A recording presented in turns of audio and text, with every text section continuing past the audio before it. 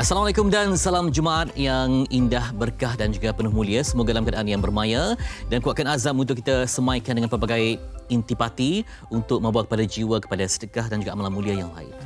Apa pun, Assalamualaikum. Selamat sejahtera diucapkan kepada semua penonton Malaysia hari ini 9 September 2022. Diharapkan semuanya sihat, semuanya aman, semuanya sedang menikmati hari yang penuh kebahagiaan pada hari Jumaat ini walaupun dah menghujung untuk menamatkan cuti sekolah anak-anak, tetapi pastinya ada yang masih lagi mula merancang untuk mengisi masa terluang esok dan juga hari Ahad nanti. Itu dia. Kami juga hari ini juga ingin menzahirkan ucapan takziah dan juga pastinya satu dunia mengetahui sejak malam semalam, dan serentak dengan itu kita juga memberikan perkongsian terkini tentang putera tertua dalam kalangan 4 anak Ratu Elizabeth II. Putera Charles hari ini dinobatkan sebagai Raja Charles III susulan kemangkatan ibundanya. Dan pegawai istana di London mengesahkan putera Charles yang berusia 73 tahun dinobatkan sebagai raja berkuat kuasa serta merta, iaitu raja pertama dengan gelaran itu yang menduduki tahta sejak 1685. Okey, dan kita tak sedia maklum bahawa Ratu Elizabeth II merupakan monarki Britain yang paling lama bertahta. Jun yang lalu, baru-baru ini, baru saja meraihkan 70 tahun tahta platinum, Jubli Platinum itu menunjukkan bagaimana betapa lamanya pemerintahan di bawah baginda sendiri, iaitu Ratu Elizabeth II, dan difahamkan baginda telah ditabalkan pada 2 Jun 1953 ketika baginda usianya 25 tahun. Dan jadi, berkhidmat bersama dengan 15 Perdana Menteri, pastinya pelbagai zaman telah pun dilalui. Dan Istana Buckingham dalam satu nyataan ringkas yang dikeluarkan, iaitu pada 6.30 petang waktu United Kingdom, memaklumkan kebangkatan baginda dan bermulanya tempoh berkabung selama 10 hari. Dan pastinya ini kami juga pastinya sebab pihak akan mengkaji apakah implikasi dan impak selepas itu, kerana ia belum pernah terjadi dalam tempoh yang lama. Baik, saya pasti seluruh dunia merakamkan salam takziah. Begitu juga dengan Wisma Putra turut merakamkan ucapan takziah di atas pemergian baginda Ratu Queen Elizabeth II ini. Ini je satu tempoh yang sangat lama di bawah pemerintahan baginda, dan sebenarnya Ratu Elizabeth II ini sangat popular bukan saja di United Kingdom, tetapi saya rasa di 14 jajahan negara di bawah Britain dahulu kan. Dan pada Jun yang lalu, Britain masih lagi hangat ketika meraihkan sambutan ulang tahun ke-70 pemerintahan Ratu Elizabeth II, dan pastinya ini memberikan impak emosi juga kepada mereka yang terlibat yang menyantuni Buckingham. Baik itu berita yang pasti menghiasi akhbar dan juga televisyen dunia. Anda perhatikan ialah setiap negara memiliki protokol tersendiri dalam menerima berita seperti ini. Baik. Kita nak kongsikan apa yang akan dibawa untuk bersama anda penonton MHI, iaitu ini satu perkongsian sangat menarik. Apatah lagi hari Jumaat ini kan kita membawa satu perkabaran yang cukup gembira berkenaan dengan pertemuan selepas 58 tahun terpisah Fatri Yahya. Dan kalau misalnya kalau dalam tempat yang sama mungkin senang, tapi ini kompleksitinya kerana ialah ada sejarah keluarga diserahkan kepada keluarga angkat, dan tambah-tambah kalau berbeza agama ni nama pun telah bertukar, jadi pastinya usaha untuk mengesal itu sukar. Tapi siapa sangka kerana ada seorang ibu yang betul-betul mengharap untuk bertemu dengan anak kandung selepas sekian lama, jadi dipermudahkan urusan untuk mencari dan menjejaki, walaupun selihat tempoh kalau mungkin 2-3 tahun tu 10 tahun tu kan? Mungkin wajahnya tak berubah sangat, tapi ini 58 tahun, bayangkan. Baik, kita sama-sama saksikan terlebih dahulu bingkisan yang telah kami sediakan ini.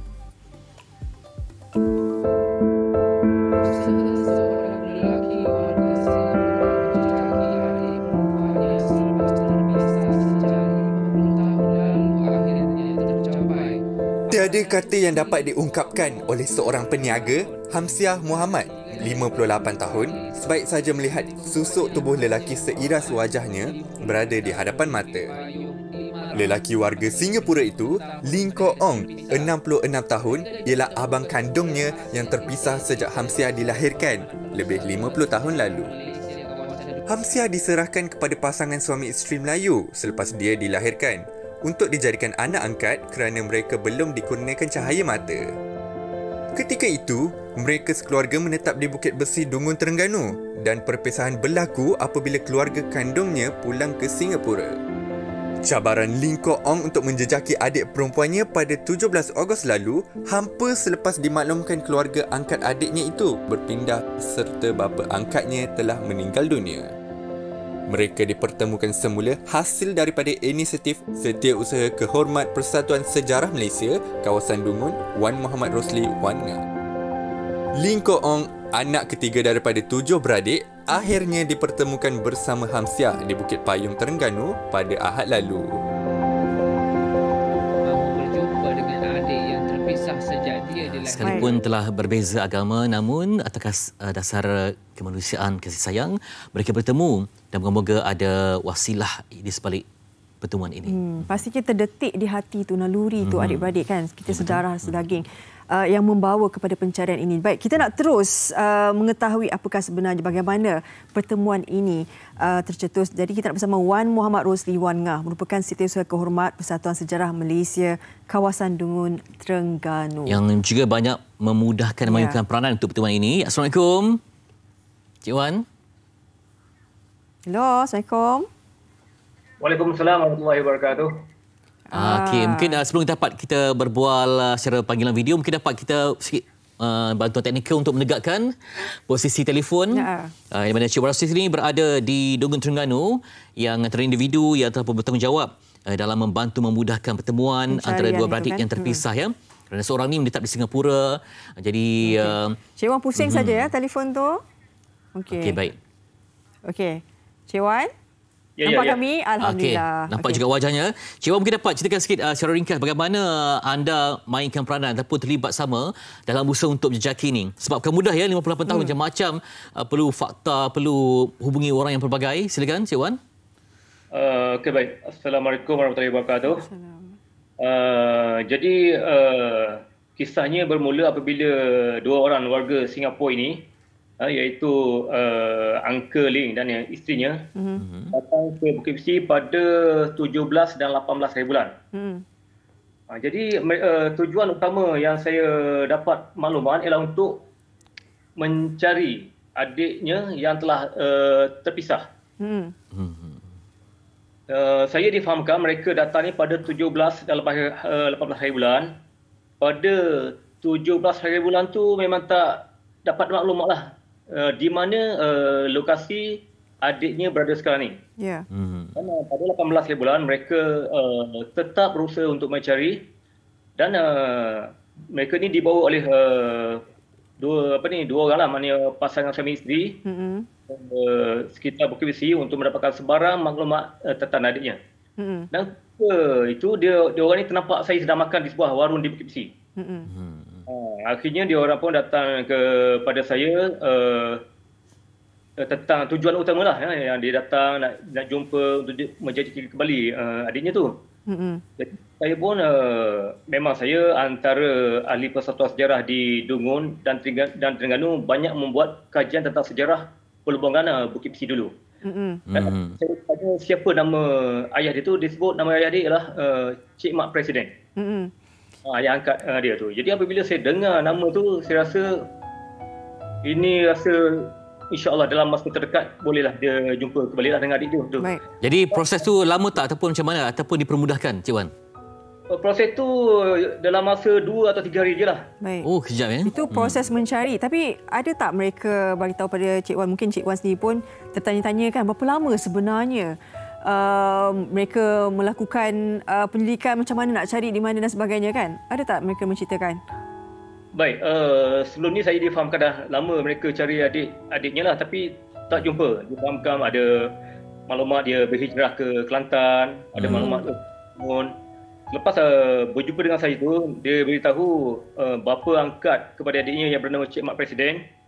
Jadi saya rasa mudah jumpa sebab ketika kajian sejarah saya di PUT tu, nama Cik Mak Presiden selalu timbul. Yang dikenali lah, nama yang dikenali kan? Nama yang dikenali sebab ni beliau merupakan seorang pengurusi Kesatuan Sekerja dulu.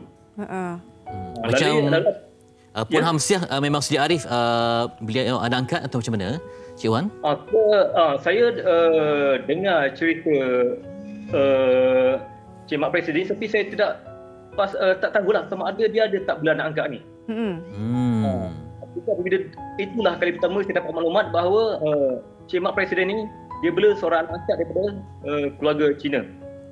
Okey, 2 hari kemudian saya minta pertolonganlah daripada ahli-ahli jawatan kuasa yang tahu di manakah family Cik Presiden ni. Dan punya seorang JK Persatuan tu, dia kata dia rapat dah dengan seorang cucu Cik Mak ni yang bernama Puan Haizam. Dan dari situ saya dapat nombor telefon Puan Haizam tu terus pas kepada uncle tadi lah di Singapura tu. Dan dia tu dia buat video call lah. Dan mereka besarkan bahawa itulah adik mereka yang cari selama ini. Cik Wan, ketika pertemuan mereka seperti mana yang kita lihat di kaca TV sekarang ni kan, adakah Cik Wan berada di situ ketika pertemuan dua beradik ini?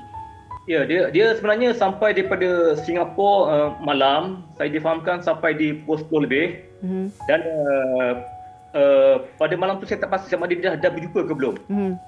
Pada pagi esok itulah Uncle Lin dan isinya jemput saya untuk hadir sekali lah bagi menyaksikan dan meraihkan pertemuan bersejarah mereka. Jadi semoga itulah ada impian tentang itu telah pun ditunaikan dan pastinya sebagai seusaha kehormat bagi Persatuan Sejarah Malaysia kawasan Dungun ni, anda pastinya berbangga kerana dapat menyatukan dua hati yang terpisah ya. Dalam tempoh 6 dekad lama tu bukan senang untuk kita jejaki. Apatah lagi kita tahu Cik Wan dua orang dulu memang ambil anak angkat dan sebagainya, ini satu benda yang biasa kan. Ya. Saya difahamkan itu merupakan satu perkara biasalah dulu. Ambil anak angkat. Ini saya difahamkan bukan kali pertama berlaku perpisahan begini. Sebenarnya dah ada dah banyak. Ya.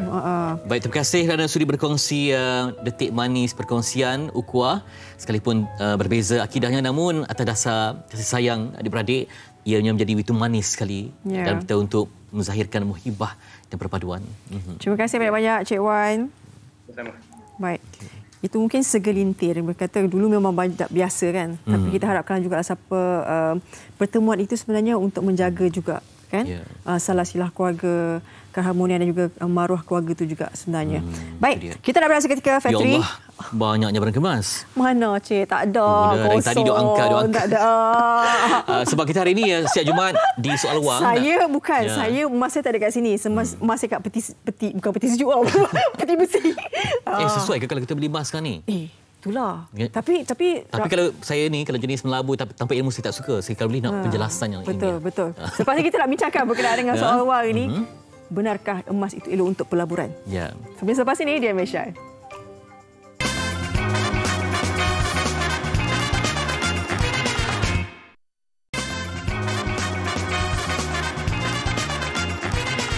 Baik, kembali Salam Malaysia hari ini. Tersasul saya pagi ni. Okey, kita nak bercakap emas. Emas tu gegap. Okey, emas sebagai pelaburan. Saya pasti ramai yang tahu berkenaan dengan isu ini. Emas sebagai pelaburan. Tetapi kita nak tahu sejauh mana sebenarnya emas yang bagaimana yang sesuai untuk dijadikan pelaburan. Tapi sebelum tu saya nak kongsikan dulu berkenaan dengan harga emas semasa. Mungkin hari ini Kak Jah, Kak Timah nak tahu juga berapa emas per gram. Emas 916. Per gram harga semasa 257.09. Manakala emas 999 harganya 280.39 per gram. Ini harga emas semasa pagi-pagi kita dah tunjuklah harga emas berapa. Dan hari ini juga kita nak berbincang lebih lanjut. Bagaimana, adakah pilihan terbaik untuk kita jadikan emas sebagai pelaburan bersama dengan Faiz Azmi, merupakan perunding kewangan juga pengasas saluran YouTube Financial Faiz. Sangat popular sebenarnya. Alhamdulillah. Assalamualaikum, selamat pagi. Waalaikumsalam, selamat pagi Farha. Ada ke apa-apa? Tak ada bawa emas. Okey. Bercakap berkenaan dengan emas sebagai pelaburan. Saya selalu, kami wanita kadang-kadang macam, belilah emas. Kadang-kadang mak saya kan, beli emas. Elok nanti untuk investment, untuk jangka masa panjang. Simpan nanti kalau tak ada duit apa semua senang. Kalau nak apa-apa emergency. Selalu dengar, yes. Betul kan? Okey. Saya nak tanya Faiz. Emas yang bagaimana sebenarnya yang boleh dikategorikan sebagai pelaburan yang baik? Bagus sangat ke melabur emas ni? Okey, Farha. Emas ni boleh dijadikan satu pelaburan. Tapi seperti mana semua jenis pelaburan pun dia ada upside dan downside. Maknanya kita jangan membeli emas membuta tuli. Beli je kita anggap dia baik sepanjang masa. Sebab kita boleh nampak sekarang ni harga emas boleh turun dan juga boleh naik. Kalau jangka masa yang panjang, memang cantiklah dia punya trend dia. Tapi kalau kita nak menggunakan pelaburan tu untuk jangka yang pendek, 6 bulan contohnya, 1 tahun, tu pendek ya. Jangan terkejut ya, kita beli pada harga yang tinggi, lepas tu bila kita nak pakai duit tu, kita nak liquidate kan, nak jual balik emas tu kepada pekedai ke, kepada private seller ke, tengok-tengok apa yang kita dapat balik tu kurang. Ini emas apa? Emas sama 999 dan juga 916. Now 999 memang lebih baiklah untuk digunakan untuk pelaburan. 916 misalnya orang pakai untuk barang kemas. Masalah 916 ni kalau kita beli barang kemas, memang kaum wanita memang suka sebab dia cantik memang. Tak dinafikan, tapi masalah dia adalah dari segi spread dan juga dari segi labor cost untuk membuat barang kemas tu. So nak beli pakai sendiri yang bagusnya tak payah bayar zakat on that lah. Tapi kalau beli untuk disimpan, lebih baik ambil jongkok emas ke ataupun dinar ke, dan kita tahu dia punya berat tu berapa, exactly nak jual pun senang. Spread dia kurang sikit. Spread ni lah yang ramai orang tak perasan. Dia beli pada satu harga tapi nak jual pada harga yang sama, memang terus akan rugi sebab kedai akan ambil untung di tengah-tengah. Okey. Sebelum kita pergi lebih lanjut, tadi Faiz dah sentuh berkenaan dengan macam mana apa kebaikan. Tapi nak tahu juga kebaikan melabur emas ni apa sebenarnya? Kita ada kebaikan, kita tahu setiap benda ada kebaikan, keburukan. Tapi nak tahu juga kebaikan emas ni untuk jadikan pelaburan. Kebaikan yang paling baik adalah untuk kalau kita ada nak approach kegawatan ekonomi ya, kita hilang kepercayaan atas duit kertas. Tak kisahlah wang ringgit ke US dollar ke, orang akan leburkan aset dia atau dia akan pakai duit yang dia ada tu untuk beli emas. Sebabnya dia hedgekan dia punya harta-harta tu ke atas emas. Sebab emas ni apa-apa yang ada dekat dunia ni itulah yang kita ada. Kita tak boleh buat yang baru. Tak boleh buat yang baru. Jadinya nilai dia tu sentimental dia terlalu agak tinggi. Jadi ya kalau sama ada kita ada duit ataupun kita ada emas. Dua-duanya okey tapi ikut keadaan. Terutama sekali waktu dah nak dekat perang Rusia dengan Ukraine tu, harga emas melonjak. All time high, paling tinggi. Sebab orang dah takut alamak berperang. Apa jadi dekat Malaysia nanti? Yalah walaupun perang tu dekat Europe, Malaysia akan affected juga. So dia tak nak pegang ringgit lagi, dia park dekat emas. So lagi ramai beli emas, lagi naik. Lagi ramai. So orang semua beli. So dia naik. Tapi sekarang ni dia dah taper off sikit. So maknanya bukan nak kata macam saya cakap awal-awal tadi, emas ni bagus untuk jangka panjang tapi kena ingat, you bukan beli setakat macam nak switch itu, switch ini, switch itu, switch ini. You beli untuk panjang, simpan supaya tak nak pegang ringgit lah. Panjang nak simpan tu berapa lama tu Faiz? Biasanya tengoklah lebih daripada setahun, 3 tahun. Tapi tengok time jugalah. Waktu kita masuk dan waktu kita keluar. Setiap orang akan ada portfolio yang berbeza. Ada orang simpan 10 tahun. Bagi tahu you, 10 tahun memang dia rasa untung. Walaupun dia turun naik sikit pun, dia tetap, bila 10 tahun tu, dia tetap naik juga. Sebab limited supply, tak boleh dibuat lagi. Boleh gali. Apa-apa yang dekat dalam dunia ni adalah. Tapi tak boleh dapat lagi lah lebih daripada itu. Okey. Tadi kita dah cakap berkenaan dengan barang kemas. Kita ada jongkong emas. Betul. Okey. Faiz pernah cakap berkenaan dengan tempohnya perlu lama. Ini adalah pelaburan yang memakan masa, jangka masa panjang. Bukan setahun, 6 bulan dan sebagainya. Sekiranya lah macam kami ni tak tahu apa dia emas macam mana. Okey, nak beli barang kemas tu ke nak mula tu. Nak beli barang kemas tu ke nak beli jongkong emas tu ke macam mana kalau nak mulakan tu? Okey, nak beli saja-saja pun tak ada masalah. Maknanya kita beli sebab kita nak pakai. Itu untuk kaum wanita tak ada masalah. Go ahead. Tapi kalau beli untuk simpan, direkomendkan beli jongkong ataupun dinar dan simpan kat situ ataupun simpan sendirilah. Ataupun boleh beli digital gold, paper gold. Okey. So ada emas fizikal, emas digital. Betul, dua ni. Yang bagusnya emas fizikal, ada orang dia beli emas, dia suka main-main. So tak ada masalah. Kita ada harta tu, kita naklah pegang-pegang, main-main, pegang-pegang, rasa down je pegang, tik. Seronok. Tapi bahaya sikit. Sebab takut nanti adalah apa-apa datang ke. So nak simpan tu pun ada kos. Kadang-kadang ada orang akan beli peti besi. Peti besi dah ada kos, nak letak lagi, nak security lagi. So alternatif daripada physical emas boleh consider digital gold, di mana kebaikan adalah spread dia lagi rendah. Sebab ni kita beli, kita nak jual balik pada hari yang sama ataupun hari kemudian, tak akan rugi banyak sangat. Betul. Lepas tu security. Emas kita tu dijaga oleh orang, kalau ada apa-apa pun orang itulah, bank itulah yang akan bayar balik melalui insurans dia ke apa ke. So dari segi itu physical gold, paper gold agak bagus, cuma tak boleh main lah. Cuma boleh buka platform tu tengok, saya ada 300 gram contohnya. Tak boleh pun pegangnya lah sebab dia digital kan. Tapi itu lagi bagus dari segi simpanan. Sebab macam saya cakap tadi, security, tak perlu fikir sana sini. Kalau kita setakat simpan untuk dijual balik kemudian, contohnya untuk hari tua ke, untuk 5 tahun lagi, 10 tahun nak kahwin ke, itu lagi mudah. Itu kalau digital tu baru nak pakai, baru boleh bawa keluar ke bagaimana? Kalau digital tu kalau nak pakai kena jual lah balik kepada platform tu, dapat wang ringgit. Dapat wang ringgit masuk bank yang sama, belanjalah. Okey. Kalau kata yang barang kemas tu, sebab ini saya rasa ini adalah stigma biasa kan. Barang kemas kita kalau apa-apa emergency boleh jual balik. Okey, bagaimana pula dengan yang tu? Adakah digalakkan untuk macam orang yang baru-baru ni sebab kita tahu ada kebaikan dan keburukan. Bagaimana? Barang kemas, macam yang saya cakap tadi, kalau kita jual balik, spread dia adalah agak tinggi. So, kita rugi sikit lah. Sebab barang kemas itself tu susah orang nak quantifykan dia. Kalau jongkong ataupun dinar, kita dah tahu 4.25 gram. Kita ambil, kita tahu kita dapat 4.25 gram, dia boleh buka untuk buat test-test. Tapi untuk barang kemas, dah lah dia pakai 916, so bukan yang paling pure lah. So lepas tu dia nak kena test dulu, dia kena pakai deterjen. So maknanya orang yang nak beli balik barang kemas kita ni, kalau you ada emas jongkong ataupun dinar, lagi dia suka. Tapi tak ada masalah untuk simpan. Sebab kadang-kadang kita tak tahu kita akan ada susah ke tidak. Kadang-kadang kita beli banyak-banyak waktu kita mudah, kita nak pakai pula tu. Tak payah bayar zakat. Itu bagus lah kita pakai kan. Tapi selepas ada keadaan yang susah, kita emergency, kita nak jual boleh. Cuma kalau ada jongkok emas yang lain dulu, jual yang itu dulu. Not to mention, kadang-kadang barang kemas kita ada sentimental value. Kadang-kadang yang hadiahkannya adalah pasangan kita. Itulah yang terakhir sekali kita patut jual. Tapi tak salah untuk jual kalau perlukan. Terutama sekali ialah kalau nak makan, nak hidup semua, tidak ada masalah. Baik. Okey, dari segi ketulinan emas ini, kadang-kadang kita tahu kan, ada juga beli emas dan sebagainya. Bila tahu-tahu cek, tengok tak berapa tulin. Itu bagaimana kalau isu sebegitulah?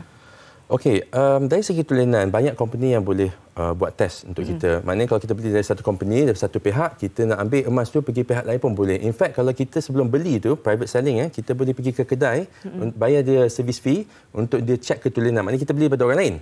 Dia balik ke kawan ke, dia desperate nak pakai duit, kita kata boleh, tapi I nak check dulu, bawa pergi kedai, kita tengok ketulinan dia, dan kalau dah tulen, barulah kita beli daripada kita pergi private seller tu tak ada masalah. Kalau kita betul-betul nak yakin emas kita tu tulen, paper gold lah. Paper gold tu sebab ada badan-badan yang bertanggungjawab yang akan check ketulinan dia. Dia adalah di bawah purview lah.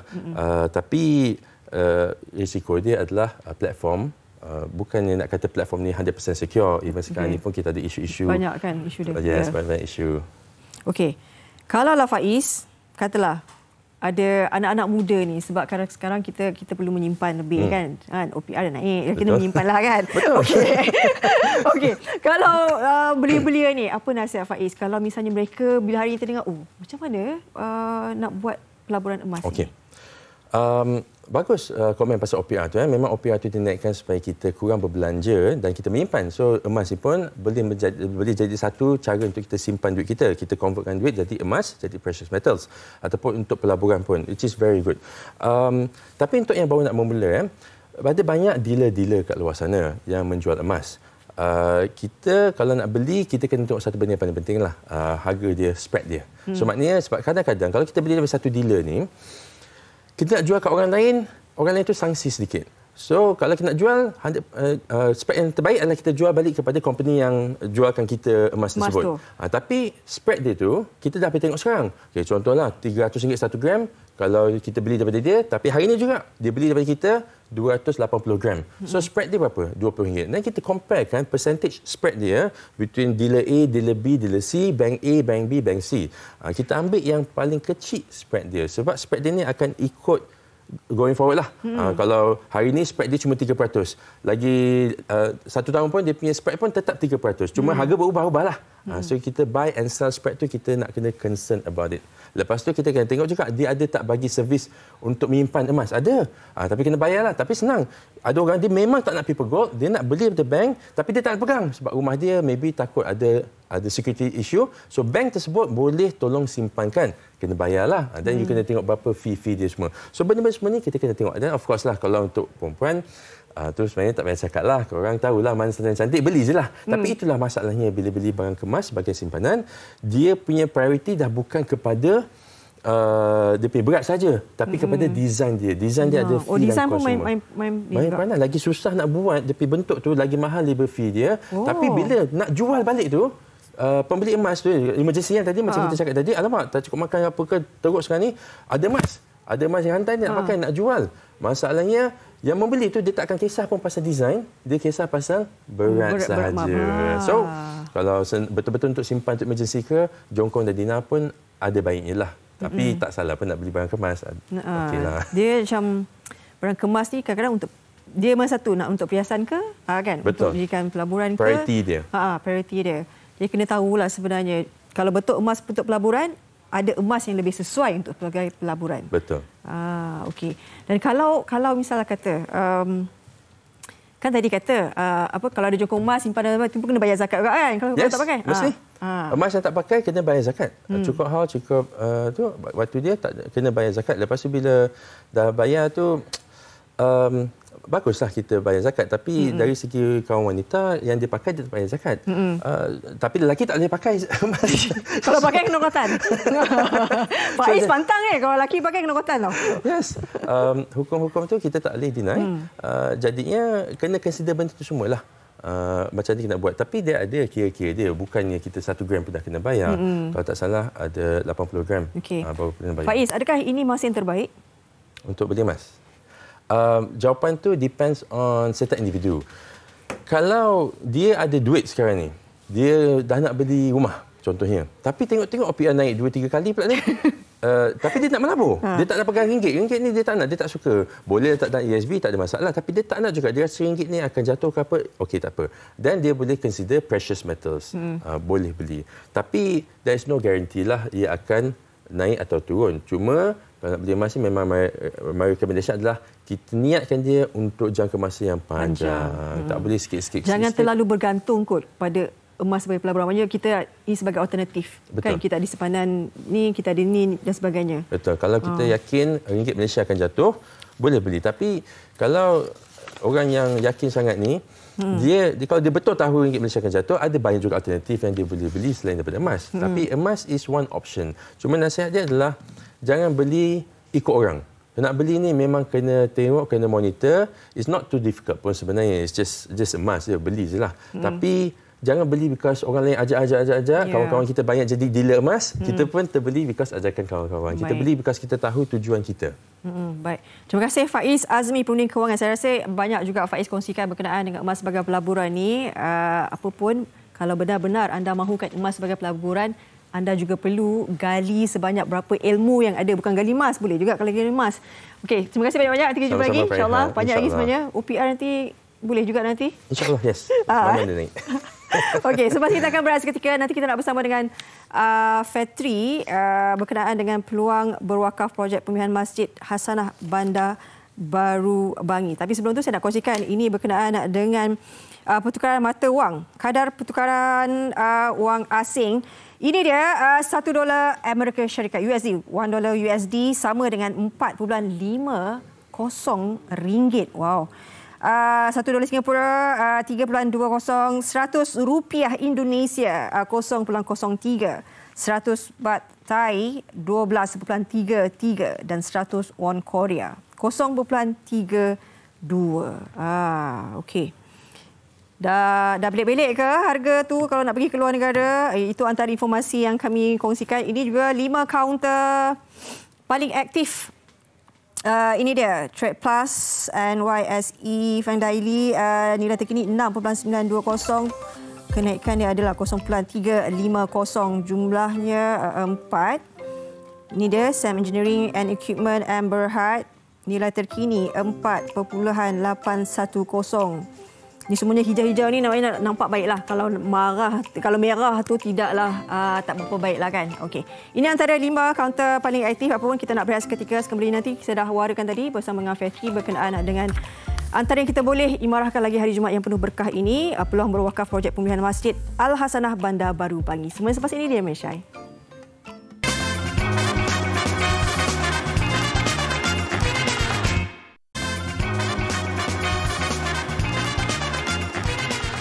Kembali bersua di Ahmed Syai, Jumaat yang berkah tenang dan juga tadi ada rintik hujan yang menyapa. Moga-moga ada kebangkitan untuk kita kembali untuk mayakan sebuah perjuangan.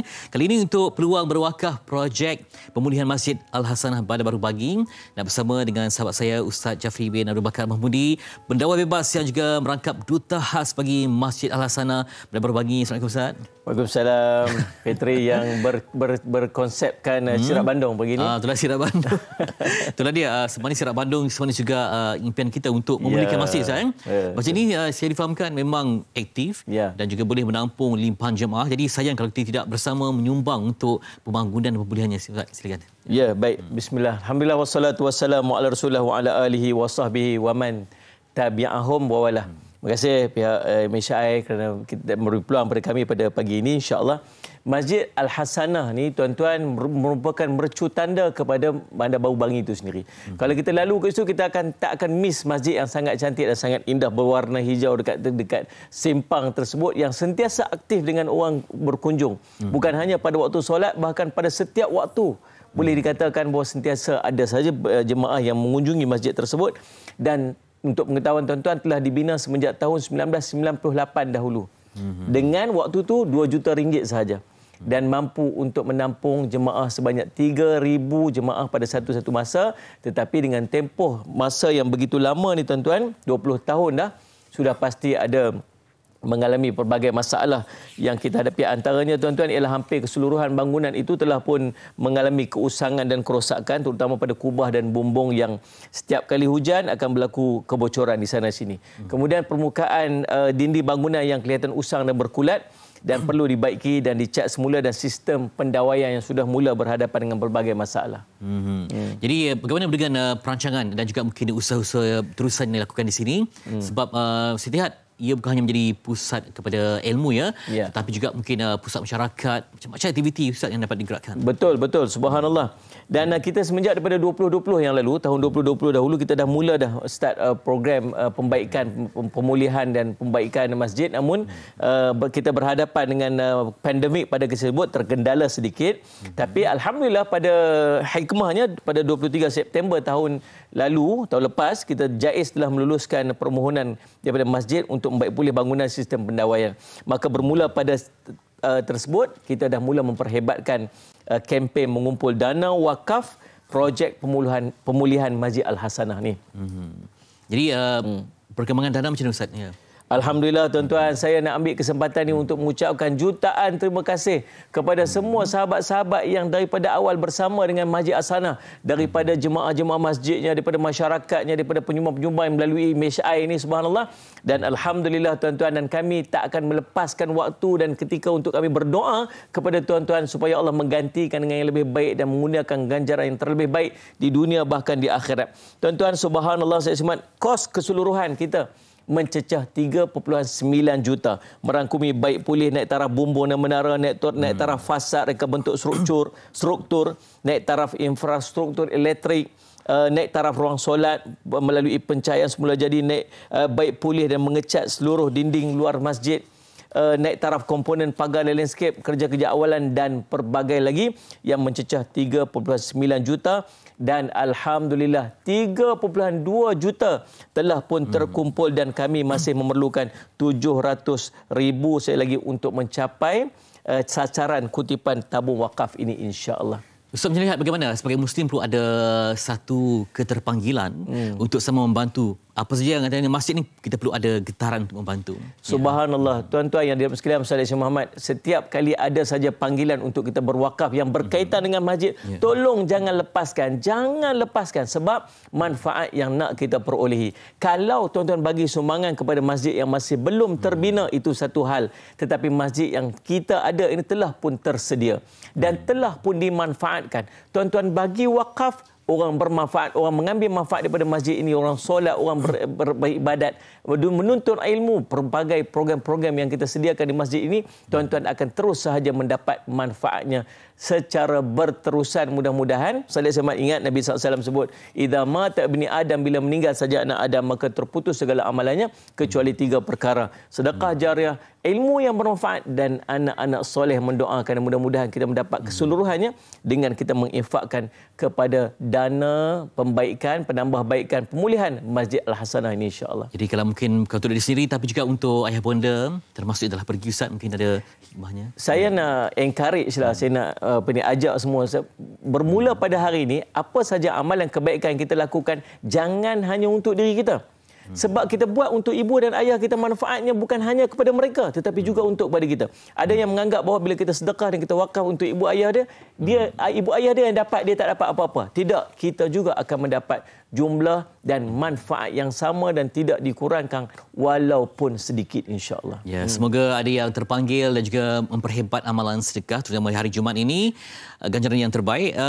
Terima kasih kepada Ustaz Jafri bin Abu Bakar Mahmudi, pendakwa bebas merangkap Duta Khas Masjid Al-Hasanah berbagi. Sekali Ustaz, nombor yang nak diwawarkan. Ya, insya-Allah tuan-tuan, nombor akaun tertera. Ustaz Syed, nombor telefon juga tertera. QR code juga tertera. Satu je tuan-tuan, jangan lepaskan peluang dan jangan bertangguh. Fastabiqul khairat tersebut. Segeralah untuk melakukan kebaikan. Jangan bertangguh-tangguh dengan perkara-perkara kebaikan ini, insya-Allah. Ya. Bertangguh ini antara punca kita mungkin terjebak dalam mungkin kerugian dan memang menjadi dosa kerana mengabaikan sebuah tanggungjawab. InsyaAllah. Ya, insya-Allah. Okay. Dan semoga anda semua terus hebat dalam usaha untuk infak demi masjid yang tercinta. Sambil itu saya juga nak warawak kepada anda mungkin aktiviti keluarga. Minggu ini jangan lupa untuk piknik hot di Taman Metropolitan di Kepong hari Sabtu 10 September 2022 bermula jam 4 petang hingga jam 7 petang. Anda boleh bersama dengan penyampai hot seperti Johan, Farfazana, EG, kita ada Fad, Fizi Ali, Ayu, Imran Akil. Artis jemputan juga akan bersama termasuk Irfan Haris, Wani Hasrita, Ani Bernadi, Aiman Siddiq, Izzat Lazim, ada Aiman Tino, Aizat Amdan, Aiza dan juga Kakam. Juga bersama jangan lupa bawa tikar sekali sebab konsepnya keluarga, sambil kita berhibur dan juga ada pelbagai info dapat diberikan, hadiah juga untuk anda di Hot FM Piknik Hot di Taman Metropolitan Kepong untuk anda semua. Dan nanti kita akan bersama pula dengan Faria untuk berkongsi tentang amalan meraih umur yang berkat. Apakah amalannya? Selepas ini di MHI Malaysia hari ini.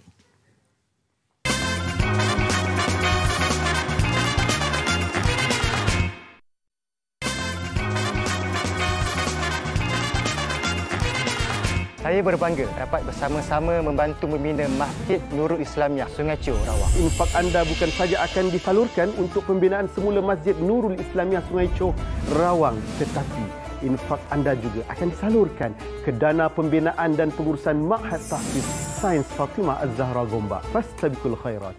Baik, itu sedikit video pertubuhan mihrab. Tapi kita nak bincangkan berkenaan dengan amalan meraih umur yang berkat. Kita terus pengisiannya bersama dengan Ustaz Said Abdul Kadir Al-Jufri, merupakan Duta Pertubuhan Mihrab. Assalamualaikum Ustaz. Waalaikumsalam warahmatullahi wabarakatuh. Salam Jumaat Ustaz, serba putih, alhamdulillah. Alhamdulillah. Pagi Jumaat yang barakah, insya-Allah. Betul. Kita cakap barakah ni Ustaz, sempena bulan barakat ni, bulan Safar ni. Mungkin Ustaz boleh kongsikan juga apa yang dimaksudkan dengan umur yang berkat. Okey, bismillah, alhamdulillah, salatu wassalamu ala sayyidina Rasulillah. Bila kita sebut tentang umur yang barakah, pertama sekali kita perlu tahu dulu berkat tu apa dia. Sebab orang kita biasa je sebut perkataan berkat. Kita tanya orang, mudah-mudahan Allah berkati. Kita biasa je sebut benda tu. Kadang-kadang kita kata, dia ni rezeki dia berkat, gaji dia berkat lah, umur dia berkat, macam-macam. Tapi bila kita tanya balik, berkat tu apa dia? Dia krik-krik sikit. Apa dia berkat tu? Jadi berkat ada yang kata baik, ada yang kata cukup, ada yang kata macam-macam lah. Kan? Kita tanya 10 orang, mungkin 10 jawapan kita dapat. Tapi barakah yang dimaksudkan berkat daripada bahasa Arab adalah barakah. Dan barakah maksudnya adalah ziyadatul khair. Ziyadatul khair ni maksudnya perkembangan kebaikan. Maknanya baik itu dia berkembang-kembang, bercambah-cambah, dia berterusan, dia bertambah dan sebagainya. Itu yang kita nak. Sebab macam contohnya umur kita kan. Umur kita tahu tak lama pun dan sekejapnya masa berlalu. Dulu kita sekolah rendah, dah sekolah menengah, dah masuk universiti, sekarang tiba-tiba dah kerja, dah ada anak dan sebagainya. Maknanya cepat di masa berlalu, tahu-tahu dah tua dah. Saya pun uban dah tak boleh kira dah berapa lai uban, banyak dah. Dari maknanya Allah cepat je masa berlalu. Tapi umur yang walaupun pendek itu, kita nakkan baiknya tu yang berkembang. Baik dia tu yang bercambah, baik dia tu yang berterusan. Maka itulah yang dimaksudkan dengan umur yang barakah. Maksudnya walaupun modalnya sedikit tapi pulangannya besar. Maknanya macam orang berniaga, ada orang berniaga dia keluarkan modal RM10 dia dapat RM12, ada orang RM10 dapat RM15, ada orang RM10 dapat RM30. Jadi kita nak yang paling maksimum sekali walaupun modal sama je, modal kita adalah umur kita. Tapi kita nak kebaikan dia tu, kebaikan yang berkembang, kebaikan yang bercambah, kebaikan yang berterusan. InsyaAllah. Ustaz, dalam kita nak meraih umur yang berkat ni kan, apakah amalan-amalan yang boleh membantu kita untuk mencapai tu? Okey, ada satu hadis yang diriwayatkan oleh Abu Daim yang mengatakan bahawa Nabi SAW bagi tahu ada 4 perkara yang kita boleh buat untuk dapatkan keberkatan pada umur kita. Yang pertamanya adalah memberi sedekah, yang keduanya adalah suruh orang buat baik ataupun ajak orang buat baik, yang ketiganya adalah kita berbakti pada mak bapak kita, yang keempat adalah kita bersilaturahim.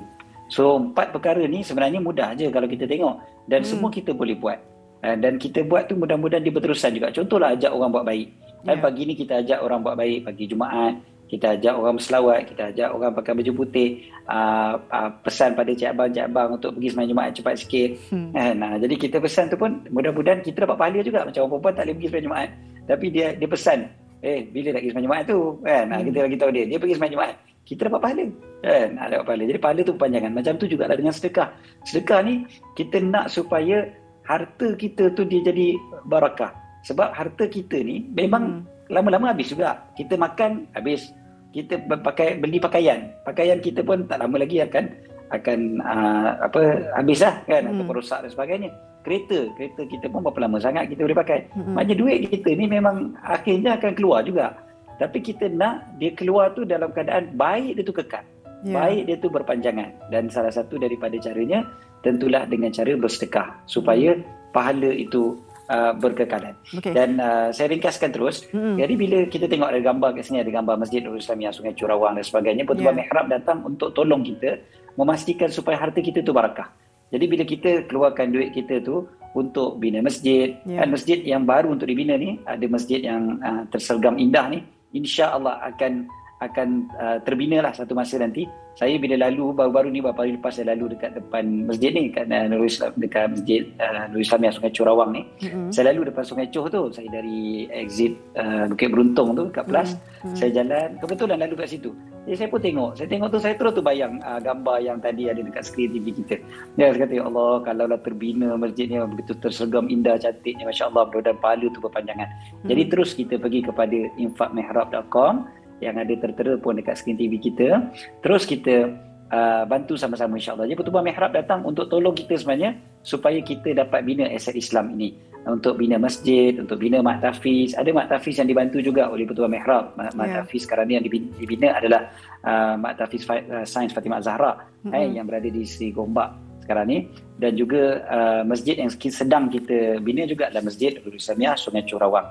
Dan bila dah siap nanti, sebab ada yang tanya, Ustaz ni berapa lama dia punya kempen ni? Kempen ni sebenarnya insya-Allah selagi mana adanya hayat kita, selagi itulah ada kempen ni insya-Allah. Sebab bila dah siap satu masjid ni, insya-Allah kita bina masjid yang lain pula. Berterusan. Jadi duit kita tu jangan risau. Kita kalau buat kempen yang namanya My Istiqamah tu secara berterusan, maka mudah berterusan dan juga pahala kita insya-Allah, dan orang semayang kat situ, orang baca Quran kat situ, semuanya kita dapat pahala. Dan masjid yang lain pula dibuat, masjid yang lain pun kita teruskan dapat pahala insya-Allah.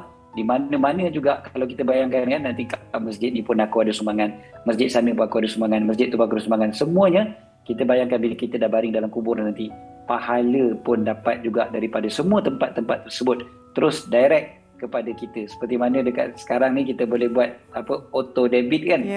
Nanti akan ada auto debit juga masuk masuk juga secara auto daripada orang yang sembahyang baca Quran kat masjid tu pun auto juga masuk ke dalam kubur kita. InsyaAllah itu yang paling penting sekali sebenarnya. Terima kasih banyak-banyak Ustaz Said Abdul Kadir Al-Jufri, Duta Pertubuhan Mihrab. Sebenarnya banyak jalan-jalan yang diberikan bagaimana amalan boleh kita meraih umur yang berkat. Terima kasih banyak-banyak Ustaz. InsyaAllah. Terima kasih banyak. Itu dia. Amalan yang meraih umur yang berkat. Itu dia. Perbanyakkan sedekah, amalan yang mulia. Moga-moga ada kebaikan dapat kita limpahkan bersama dan sentiasa menyuntik motivasi untuk kita. Kadang-kadang kita ni berdepan dengan kelemahan, jatuh bangun. Semoga ada pihak yang sudi membantu ke arah kebaikan. Baik, sedikit kita nak kongsikan di Dada Akhbar hari ini. Saya terpegun dengan tajuk Hadapan Utusan Malaysia, bangun atau robohkan Plaza Rakyat terbengkalai sejak 25 tahun yang lalu. Okey. Ini dikata Plaza Rakyat yang terletak bersebelahan dengan Peduraya dirancang menjadi hub pengangkutan dan menara kedua tertinggi ketika projek itu bermula telah terbengkalai sejak krisis kewangan Asia Timur 1997. Jadi tinjauan Utusan Malaysia mendapati bangunan tersebut terbiar semakin usang sekaligus timbul persoalan sama ada ia masih boleh dibangunkan ataupun dirobohkan sahaja. Okey, tadi kisah tentang emas kan? Nak beli masjid, rumah pun saya tak mampu. Rakyat kita tidak mampu untuk beli rumah. Kajian sentimen pengguna properti Guru mendapati sebahagian besar bakal pembeli rumah tidak mampu membeli hartanah, termasuk rumah mampu milik yang ditawarkan kerajaan. Ini termasuk lagi dengan kenaikan dasar semalaman OPR dan pelbagai lagi. Dan 51 responden tidak layak memohon skim perumahan mampu milik. Ini amat menyedihkan. Dan juga saya terpaku dengan organ ni. Kalau kita nak ada masalah jantung ke paru-paru ke apa semua kan, kena tunggu 10 tahun. Tunggu organ baru 10 tahun. Ini di Cosmo Muka Harapan. Pasti ini penantian yang sangat memberikan bagi mereka yang sangat memerlukan organ baru ini. Ini seramai lebih daripada 10,000 pesakit buah pinggang, jantung, paru-paru dan hati kronik di negara ini terpaksa menunggu sehingga 10 tahun untuk mendapatkan organ baru. Ekoran hanya terdapat 779 penderma organ sebenar selepas kematian sejak tahun 1997. Maknanya kita masih lagi kurang kepekaan kita sebagai menjadi penderma organ. Mungkin banyak lagi isu yang perlu dibincangkan. Mungkin ada yang masih dimomokkan, mungkin dari segi agama dan sebagainya kan. Okey, jangan lupa untuk stay Masa Kelas Betul FM, isu semasa info terkini untuk anda dan jika peluang dapatkan wang tunai hingga RM50,000 dan juga pelbagai lagi package untuk anda merangsang perniagaan anda. Jadi bolehlah nanti bersama-sama dengan Bulletin FM Usahawan Masterclass. Okey. Jumpa lagi esok hari Jumaat. Jangan lupa, jangan tak pergi sama solat Jumaat ya. Jangan lupa waktu yang mustajab untuk berdoa hari ini Jumaat. Sentiasa ada waktu untuk kita berdoa sebaik mungkin moga tercapai segala impian cinta, jodoh, rezeki, kehidupan semuanya sekali insya-Allah. Jumpa lagi esok. Assalamualaikum. Setiap jiwa pasti bangga atas nama bangsa Malaysia. Sekian lama merdeka, tertumpahnya cinta. Usia kita makin dewasa, berkali-kali kita diuji. Kasihnya bangsa dibela, maruah